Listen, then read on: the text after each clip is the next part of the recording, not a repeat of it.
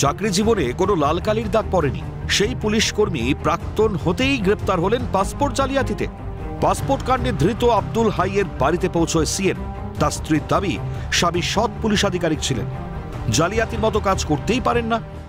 আমরা এই মুহূর্তে দাঁড়িয়ে আছি অশোকনগর বিধানসভার কামারপুর এলাকায়। কামারপুরে এই যে পুলিশ কর্মীর বাড়ি দেখছেন, প্রাক্তন পুলিশ কর্মী। পরিবার সূত্রে যেটা জানা যাচ্ছে যে তিনি লালবাজারেই কর্তব্যরত ছিলেন এবং ডিআইবি ডিপার্টমেন্টে কর্তব্যরত ছিলেন। 1 বছর আগে রিটায়ারমেন্ট করে।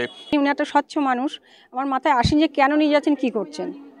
শুধু আমি বললাম যে কেন, মানে এইভাবে কেন আপনারা নিয়ে যাচ্ছেন। অফিস থেকে ঘুরে এসেছে, কথা হয়েছে, ফোন করলে তো চলে যেত। কোনো ম্যাটার, কোনো জায়গায় জড়িত উনি ছিলেন না, কোনো কিছুতেই না। উনি খুব সৎ। এমন তো উনি তো খুবই ভালো লোক ছিলেন, এলাকার সবার সঙ্গে মিশতেন। হ্যাঁ এলাকার সবার সঙ্গে মিশতেন, ভালো লোক ছিলেন, কোনো ঝগড়া ঝামেলা কারোর সঙ্গে নেই। উনি খুবই ভালো মানুষ, তো আমরা তো জানি তো ভালো মানুষ। উনি চাকরি করে, 5 ওয়াক্ত নামাজ পড়ে, আমরা অবশ্যই জানি ভালো মানুষ। উনি তো খারাপ কাজ করতেই পারে না। গদ্দারদের কোনো জায়গা নেই, শাস্তির দাবি শাসক নেতার মুখেও। এর থেকে লজ্জাজনক আর কিছু হতে পারে না। যদি তাই হয় তাহলে যারা এই বিষয়ে তদন্ত করছেন তারা সঠিকভাবে তদন্ত করুন। বেঈমান বা গদ্দারের কোনো জায়গা নেই। তার যে ধারায় সাজা হওয়া উচিত সেই ধারায় অনতিবিলম্বে যেন সাজা হয়। উনি কলকাতা পুলিশে চাকরি করে, সবাই আমরা জানি।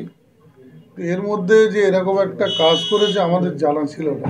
আগে করতো, বাম আমলে রাজনীতি করতো উনি, এখনো সেই বাম মধ্যেই আছে। এলাকায় স্বচ্ছ ভাবমূর্তি, পুলিশে চাকরির আড়ালেই চলতো পাসপোর্ট জালিয়াতির ছলচাতুরি। অশোকনগর থেকে দেবকুমার দে, ক্যালকাটা নিউজ।